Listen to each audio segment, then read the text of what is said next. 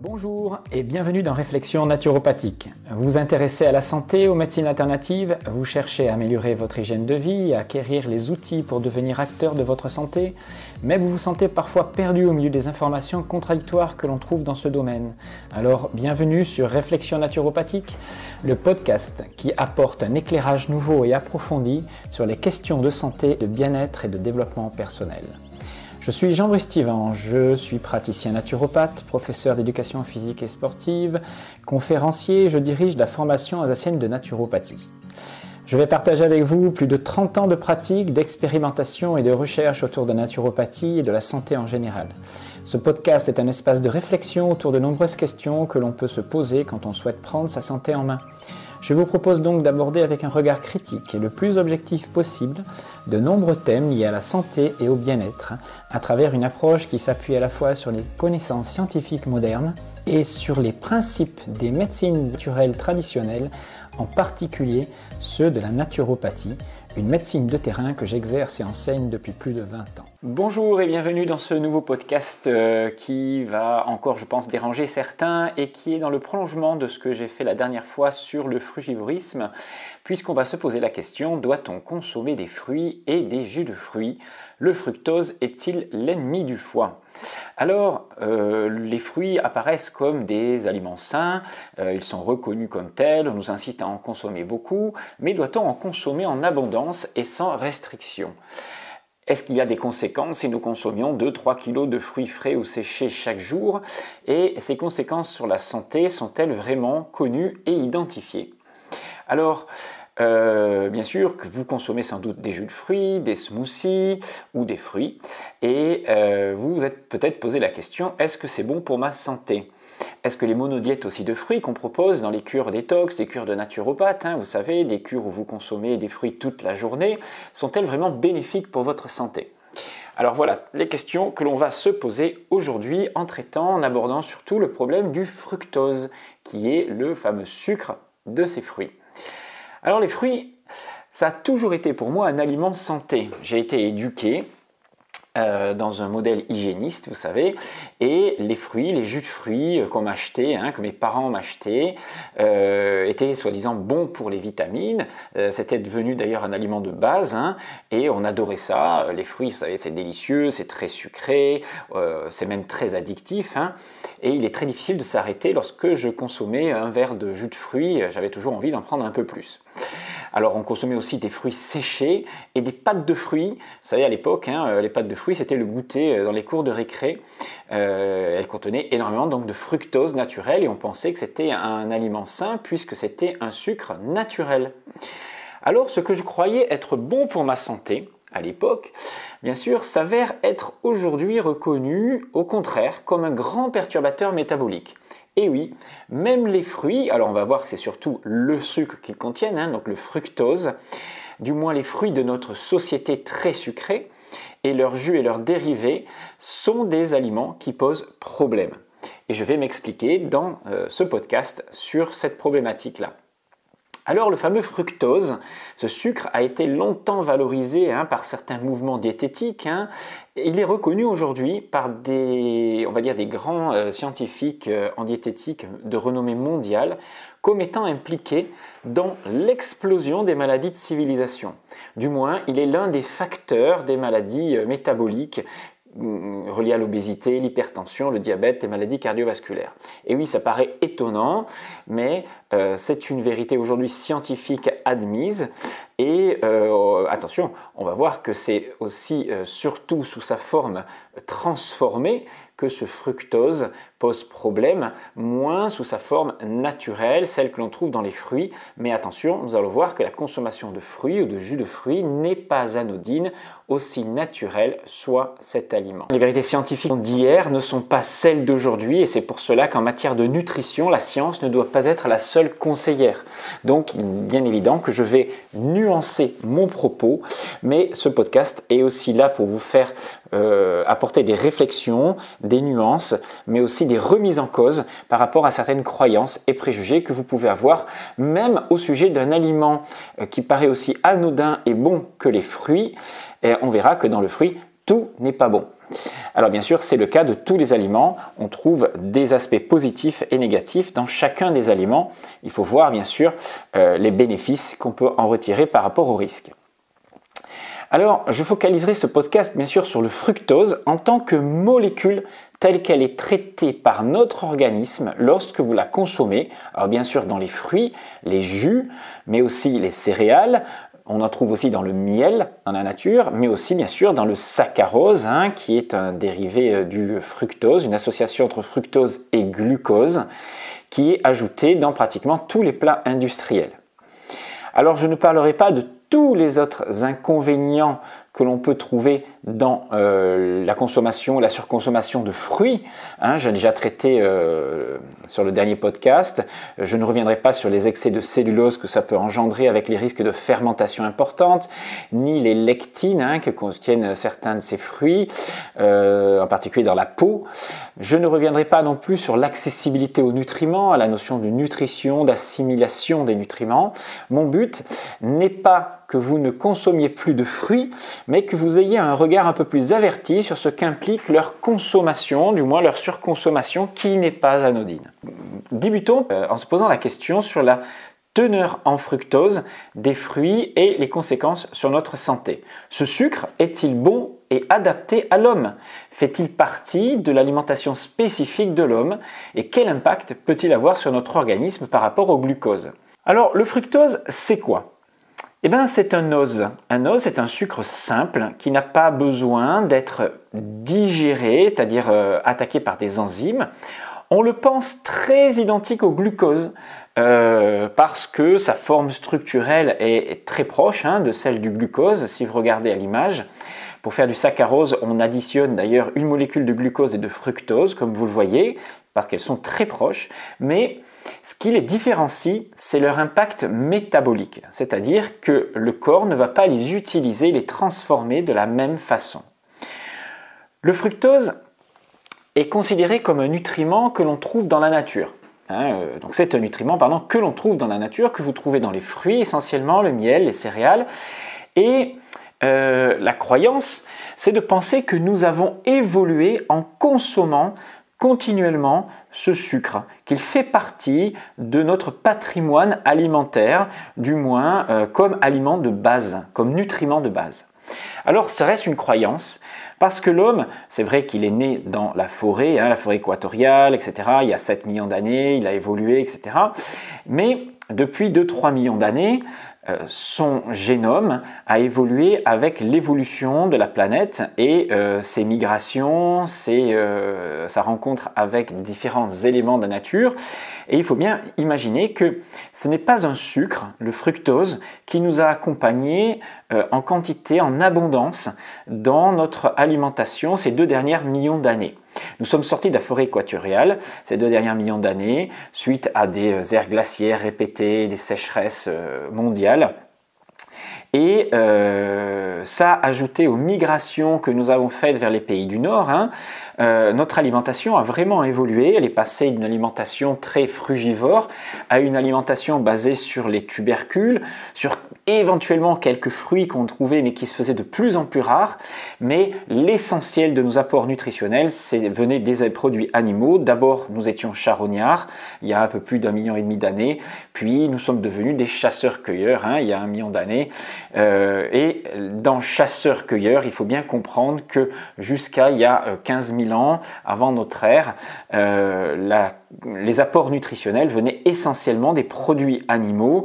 Il faut bien imaginer que en Europe, comme je l'ai expliqué dans le dernier podcast, notre terre était recouverte de permafrost. Nous vivions à des ères glaciaires successives et les périodes où on pouvait trouver des fruits, lorsque la neige fondait, la glace fondait, étaient des périodes très très courtes dans une année.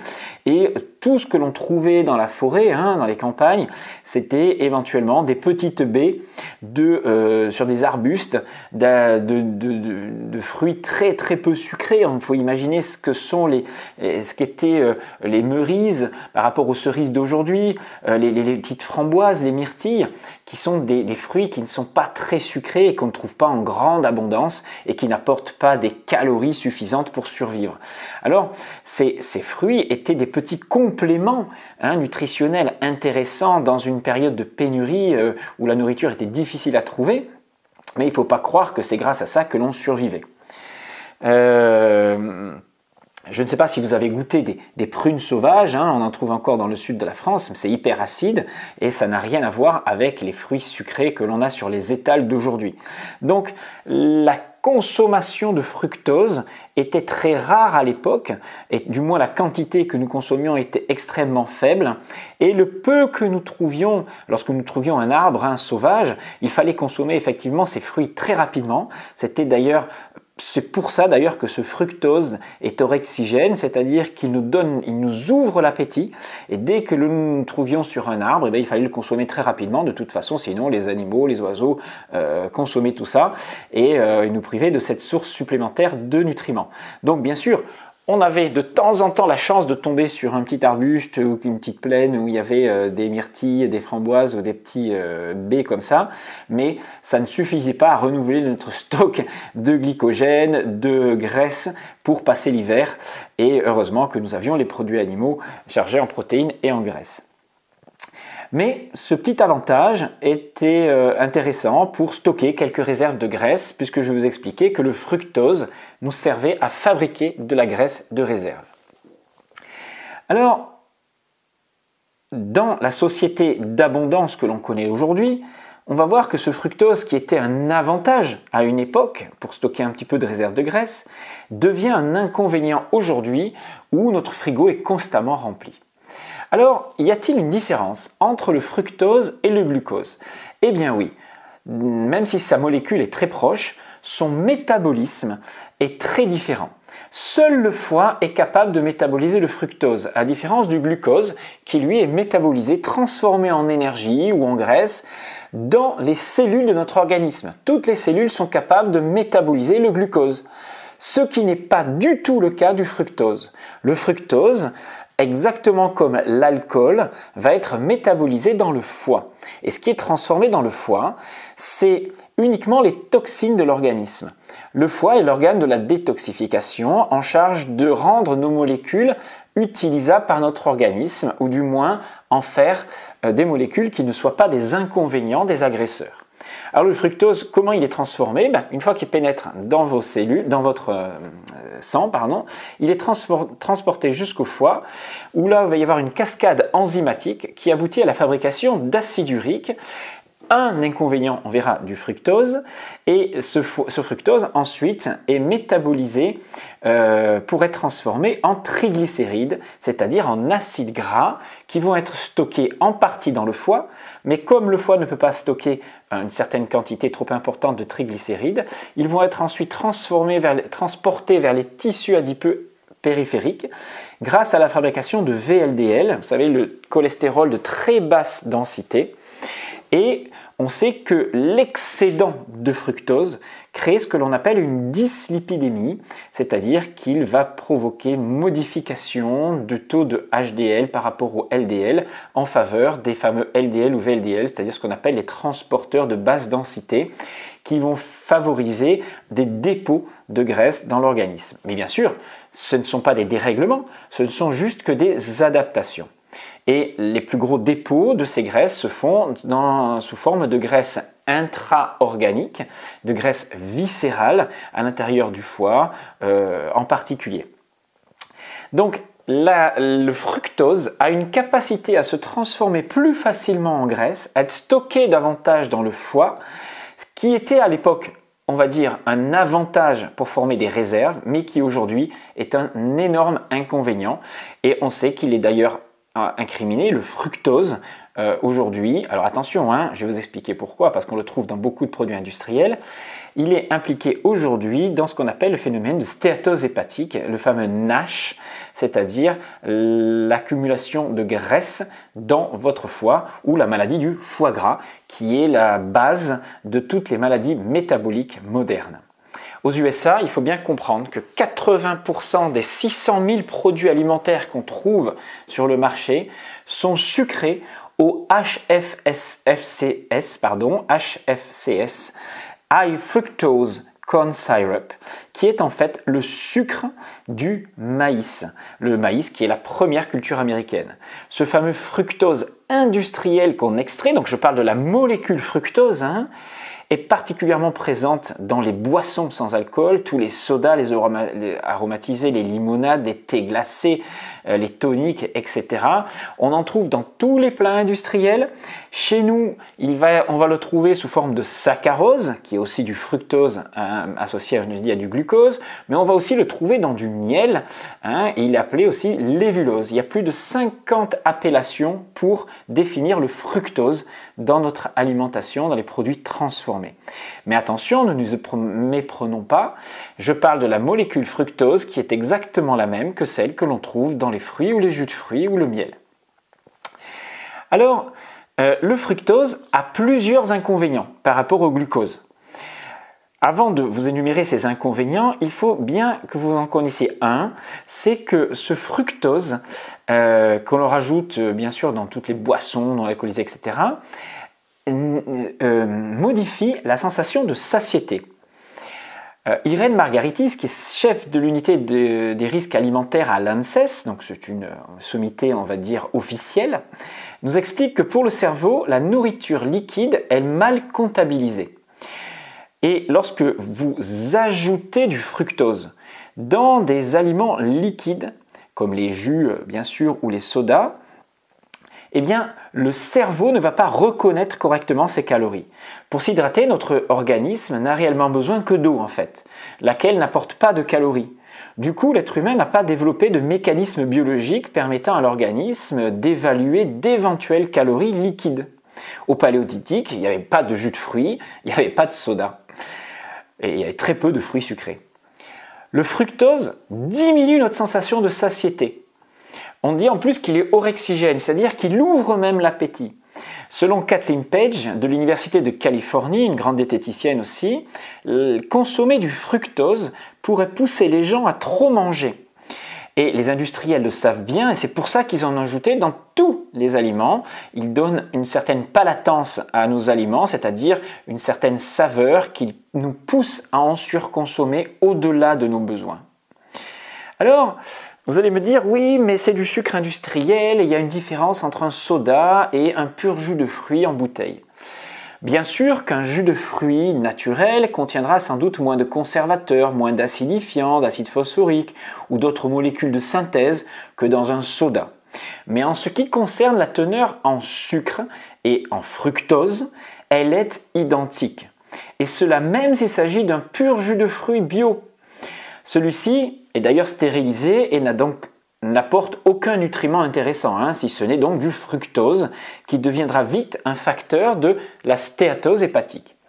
Croire que vous aurez vite de la vitamine C dans un jus d'orange, c'est un mythe, et ces jus sont pasteurisés, ce que vous achetez en bouteille du moins, et des fois on rajoute de la vitamine C de synthèse qui n'a aucun intérêt nutritionnel.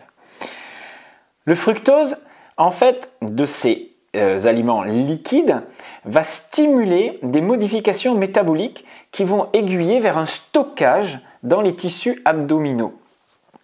Tissus adipeux abdominaux. Ce mécanisme avait son utilité, je l'ai dit, dans des lointains histoires, dans notre histoire préhistorique, mais aujourd'hui ça n'a strictement aucun intérêt. Et même ça devient dangereux, une source de véritable danger épidémique de maladies métaboliques qui sont là. Les fruits aujourd'hui que l'on a sur les étals sont sélectionnés génétiquement pour leur teneur élevée en sucre. Donc on a tendance à comparer les sucres d'aujourd'hui, les fruits d'aujourd'hui comme étant des bons aliments, Mais on oublie que ce sont des fruits qui ont été transformés, qui ont été modifiés génétiquement, qu'on a sélectionnés génétiquement dans un premier temps. Aujourd'hui, ils sont modifiés, ce sont des OGM, hein, mais pendant très longtemps, ils ont été sélectionnés pour leur teneur en sucre. C'est-à-dire qu'on a retenu des pamplemousses, des oranges, qui sont beaucoup plus riches en sucre que ne l'étaient les oranges sauvages ou les prunes sauvages, etc. Donc, bien sûr, tout ça est fait pour qu'on en surconsomme, et vous comprenez que les apports de glucides et donc de fructose dans une orange aujourd'hui n'ont rien à voir avec ces mêmes apports il y a des centaines d'années. Alors, doit-on continuer à consommer des fruits et des jus de fruits? Alors si vous regardez la teneur des fruits d'aujourd'hui sur ce tableau, vous avez vu que du raisin, c'est 30 grammes de sucre pour une vingtaine de raisins, une grappe de raisin. Une pomme, c'est aussi près de 20-25 grammes de sucre, ce qui est déjà beaucoup. On verra qu'au-delà d'une certaine quantité de fructose consommée par jour, nous nous mettons dans un statut métabolique qui n'est pas bon pour notre santé. Alors, doit-on continuer à consommer beaucoup de fruits, de jus de fruits? Vous avez compris, la réponse est non. Mais attention, sous sa forme fruit, même sélectionné et même très sucré, le fruit a un intérêt. Il apporte des vitamines, des minéraux, des oligo-éléments, et il contient certaines fibres. Je ne dis pas que les fibres sont bonnes, mais en tout cas ces fibres sont susceptibles de limiter l'assimilation du fructose. Une partie de ce fructose va être emportée, ce qui fait que sur les 30 grammes de glucose que peut apporter un fruit, nous n'en assimilons pas ces 30 grammes, heureusement. Donc quel que soit l'aliment ou le produit d'origine, une molécule de fructose reste une molécule de fructose, insiste le professeur Tounian, qui est professeur à l'unité pédiatrique nutritionnelle. Voilà. Donc il nous explique ça dans une revue scientifique, et il explique que l'organisme ne fait pas la différence. Donc que vous consommiez un fruit, un soda, un plat industriel, du miel, une barre chocolatée riche en saccharose, c'est exactement pareil pour votre foie. Le fructose devrait être métabolisé de la même façon. Cependant, il est bien évident que lorsque vous consommez un fruit avec ses vitamines, ses minéraux et ses fibres, l'aliment reste beaucoup plus intéressant qu'un soda ou qu'une barre chocolatée. On est d'accord. Maintenant, revenons sur la notion de fructose. Une surconsommation de fructose d'origine industrielle aura les mêmes effets qu'une surconsommation de fructose provenant de fruits ou de jus de fruits. Le professeur Tounian nous explique que le seuil à partir duquel ces risques deviennent significatifs a été fixé à 100 grammes de fructose par jour. Cela équivaut à 2 litres de boisson soda et 1,5 litre de jus de pomme. Et oui, 1,5 litre de jus de pomme, ce qui correspond à 4 pommes, mais les fibres, je vous explique, en enlèvent une partie. Alors, pour compléter l'information sur la physiologie du fructose et comment il est transformé dans le corps et les inconvénients qu'il peut avoir, revenons sur 4 points qui vont le distinguer du glucose et qui en font une toxine, véritable, on va dire entre guillemets, poison pour l'organisme s'il est consommé au-delà de certaines limites.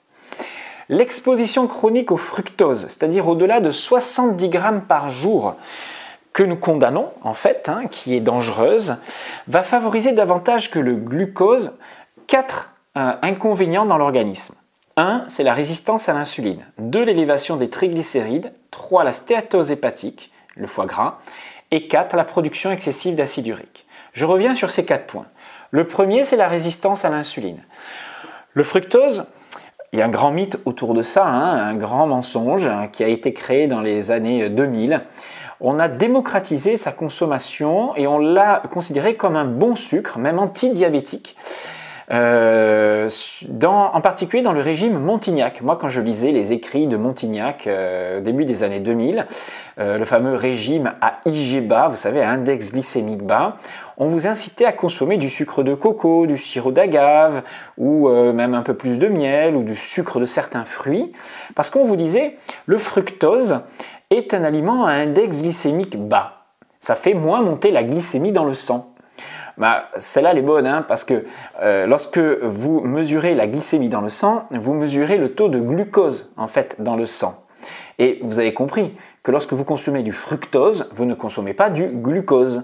Donc, en consommant du fructose, vous n'élevez pas votre glycémie, mais cela ne veut pas dire que vous ne stimulez pas la sécrétion d'insuline. Parce qu'on sait aujourd'hui que l'index glycémique, ça a un intérêt, mais il ne reflète pas ce qui se passe dans votre organisme. Et ce qui est intéressant, c'est de regarder si la réponse insulinique, cette fameuse hormone du stockage, celle qui vous fait prendre de la graisse, réagit au fructose. Eh bien oui, on sait que le fructose est un grand pourvoyeur de la résistance à l'insuline. C'est-à-dire que si vous consommez beaucoup de fructose, vous allez avoir des cellules, et en particulier des cellules hépatiques dans un premier temps, qui vont devenir résistantes à l'insuline. Et à terme, cela va créer du diabète. C'est le premier symptôme du diabète, mais c'est aussi la première phase de toutes les maladies métaboliques qui conduisent à l'obésité, à l'hypertension en particulier. C'est pour cela que le docteur Lustig, qui est le plus grand médecin nutritionniste aux États-Unis, sur l'obésité, un des plus grands du moins, il explique que ce fructose est métabolisé exactement comme de l'alcool dans le foie et qu'il va avoir les mêmes répercussions d'un point de vue métabolique au niveau des graisses dans le corps. Le fructose agit à long terme de la même façon que l'alcool, il nous précise, en provoquant une stéatose hépatique, c'est-à-dire qu'il va entraîner une fabrication de graisse très importante dans le foie. D'ailleurs, vous n'êtes pas sans savoir que le gavage des oies se fait grâce au maïs. La fameuse céréale qu'on utilise pour faire du foie gras, c'est du maïs. Donc si vous ne voulez pas avoir un foie gras, ne consommez pas du fructose. C'est parce que le maïs contient essentiellement du fructose. C'est la céréale qui en contient le plus. Donc, il faut bien comprendre que les oies se gavaient de figues à une époque pour préparer leur migration. C'est-à-dire qu'un foie gras n'est pas pathologique en soi. Au-delà d'un certain seuil, il l'est. Mais si on reste dans certaines limites, ça va permettre de constituer des réserves qui vont être brûlées pendant le mois de migration, les 15 jours de migration. Mais à moins que vous ne vous prépariez à une migration ou à faire un marathon tous les jours, il ne sert à rien de se gaver de fructose et cela va causer beaucoup plus d'inconvénients que d'avantages. Vous avez compris que dans une société d'abondance où l'apport calorique dépasse nos besoins, dans une société où l'on est plus sédentaire qu'autre chose, les apports en fructose quotidiens font le lit de la maladie. La stéatose hépatique est un signe du syndrome métabolique. Qu'elle soit alcoolique ou non alcoolique, elle ne présente pas de différence, nous dit le professeur Lustig. Un consommateur excessif de fructose est un alcoolique qui s'ignore. Le facteur important des maladies métaboliques, c'est la graisse intrahépatique, car la graisse hépatique est reliée à est reliée directement à la résistance insulinique. Or, elle crée par la surconsommation de sucre et non de graisse ce problème-là. Et les conséquences, c'est un tour de taille élevé, de l'hypertension qui apparaît, une modification du profil lipidique avec des LDL et des triglycérides élevés et une glycémie qui va s'élever. Vous savez qu'aujourd'hui, on retrouve ces symptômes chez un enfant sur 6 qui n'a pas forcément de problème d'obésité. Aux États-Unis, je parle. Et chez 38% des enfants obèses. C'est-à-dire que plus d'un enfant sur 3 a ces problèmes qui sont des problèmes qui n'existaient pas il y a encore 30 ans chez les jeunes. Donc quand vous consommez du fructose, vous consommez du mauvais gras, nous explique Robert Lustig. Donc attention. Bien sûr, ce n'est pas l'excès de fruits qui va créer ça chez nos jeunes. On ne surconsomme pas des fruits, bien sûr, ce sont les aliments transformés, les sodas, les sucreries, les produits industriels. Mais attention, ça ne veut pas dire que le fruit ou le jus de fruits, le smoothie est un produit anodin. Il contribue dans un ensemble à donner ces pathologies-là si sont mal associées à d'autres aliments. Alors, bien sûr, que cette maladie, ce profil d'hypertension, de maladie métabolique, de foie gras, tout le monde ne l'aura pas, même en surconsommant des fruits ou même des produits industriels. Parce que nous n'avons pas un profil à stocker. Certains individus ne vont pas stocker plus, d'autres vont avoir des métabolismes qui vont brûler davantage. Donc il ne faut pas faire des généralités de tout cela. Mais sachez juste que si vous consommez des fruits très concentrés en sucre. Je pense aux dattes, aux figues, aux bananes séchées, aux bananes fraîches même, hein, qui sont riches en ce fructose, en raisin par exemple, etc. Et si vous êtes sédentaire derrière, eh ben, vous contribuez quand même à développer la maladie du foie gras et à avoir d'autres inconvénients dont je vais parler maintenant. Alors un autre inconvénient du fructose, c'est la glycation. Je ferai peut-être une vidéo là-dessus un jour, mais il faut savoir que lorsque vous chauffez un fruit qui contient du fructose, il va caraméliser, et c'est cette caramélisation qui est très très forte, hein, sa propension du fructose à se transformer en radicaux libres, en molécules de Maillard en particulier. On dit qu'il est 7 fois plus toxique sur ce plan-là que le glucose. Il en fait donc un sucre qui ne supporte pas d'être chauffé et qui va libérer des molécules encore plus toxiques dans votre organisme, mais j'y reviendrai plus tard.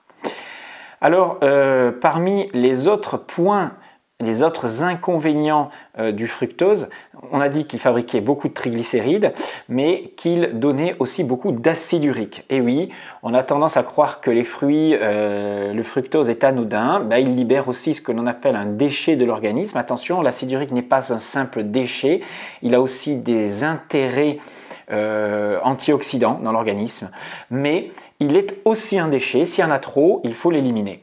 Et on sait que lorsque vous surconsommez des produits à base de fructose, alors je parle surtout là des produits industriels où on trouve de très grandes concentrations de fructose sous forme de HFCS, et bien on augmente de 30% les risques de crise de goutte, hein, puisque le fructose entraîne des précipitations d'acide urique qui sont dangereuses pour nos articulations en particulier. Voilà, alors attention, là, vous avez compris que le fructose en soi est une toxine métabolisée différemment, mais c'est la dose qui fait le poison. Bien sûr, les naturopathes ou les frugivores devraient être méfiants à l'égard de ce qu'on appelle les cures de fruits ou les cures de jus de fruits que l'on consomme toute la journée. Alors moi j'ai été piégé par ça aussi. Je proposais au début, il y a une vingtaine d'années, à des patients de faire des diètes à base de fruits toute la journée. Alors vous comprenez que lorsque vous faites des monodiètes de fruits, vous ne consommez que des fruits toute la journée. Fruits, alors ça peut être un fruit ou plusieurs fruits, ou la cure de raisin qui est très connue, hein, de Brandt, quand on fait des jeûnes d'une semaine à base de fruits, hein, ce sont des monodiètes en fait. Vous allez surconsommer donc du fructose. Bien sûr, vous ne consommez aucune calorie à côté. Donc votre corps va quand même rentrer dans ce qu'on appelle l'autophagie, hein, ou l'autolyse, c'est-à-dire qu'il va déstocker ses propres tissus, hein, pour produire de l'énergie. Donc vous allez perdre bien sûr de la protéine, vous allez perdre des graisses, hein, dans l'organisme, il va les transformer quand même un petit peu en corps cétonique, mais de façon moins performante. Hein, ce qu'on appelle la libération de corps cétonique, la détoxification ou l'autophagie dans le corps va se faire de façon bien moins performante que si vous faisiez un jeûne normal à l'eau, c'est-à-dire sans apport de sucre. Et par exemple de l'acide urique à éliminer, si vous aviez des graisses à éliminer, si vous vouliez éviter de faire travailler trop votre foie, il vaut mieux que vous fassiez des cures de jeûne complet ou des cures de soupe ou de légumes plutôt que de faire des cures de jus ou des cures de fruits qui, elles, vont vous apporter des toxines plus que des avantages. Voilà.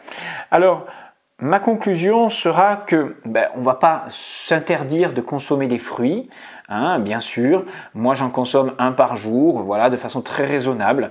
Il faut savoir que le fructose est très addictif, que consommer un fruit pour vous couper l'appétit à 5 heures en rentrant du boulot ou dans la journée parce que vous avez une petite fringale ne va pas vraiment vous couper l'appétit en fait. Au contraire, moi ça me ouvre l'appétit. C'est pour ça que quand j'ai un petit creux, ce qui est rare aujourd'hui parce que je consomme suffisamment de protéines ou de graisses saturées qui amènent de la bonne satiété, Eh bien, si je consomme un fruit vers 11 heures, eh bien, j'ai envie de manger derrière, ou vers 17 heures, je me fais un autre plat. Donc, ne croyez pas que le fructose est orexigène. Donc, n'oubliez pas ça. Il ouvre l'appétit et ne la coupe pas.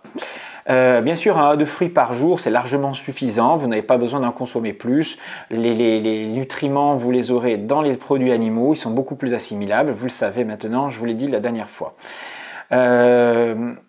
Évitez bien sûr les jus de fruits, ça c'est vraiment le produit à éviter puisque le produit est stérilisé, et lorsque vous consommez un verre de jus de fruits, c'est comme un tsunami de fructose qui arriverait d'un seul coup dans le foie, et le foie a du mal à traiter tout ce fructose d'un coup, et donc c'est pour ça qu'il y a beaucoup de libération de triglycérides à la suite d'une surconsommation de jus de fruits, même si c'est des jus pressés, voilà, frais.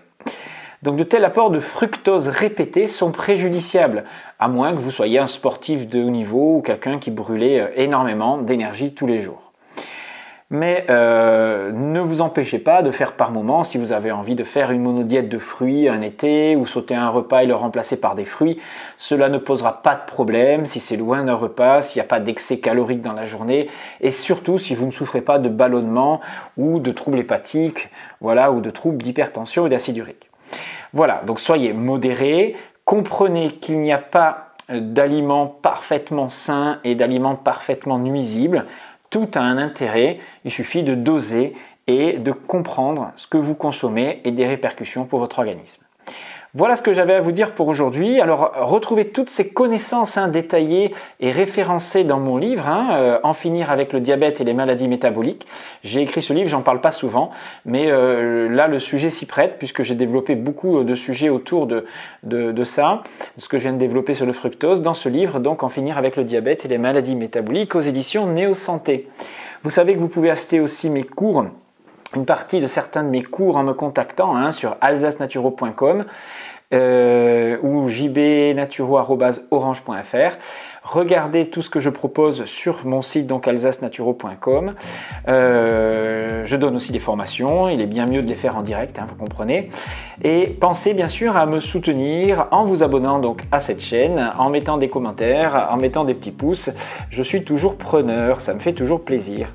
Voilà, je vous souhaite une belle continuation. Continuez de vous informer en dépassant les préjugés, les croyances communes, avec un éclairage qui soit à la fois scientifique, du bon sens, et n'oubliez pas votre expérience. Prenez soin de vous, personne ne le fera à votre place. C'était Jean-Brice Thivan, à la prochaine.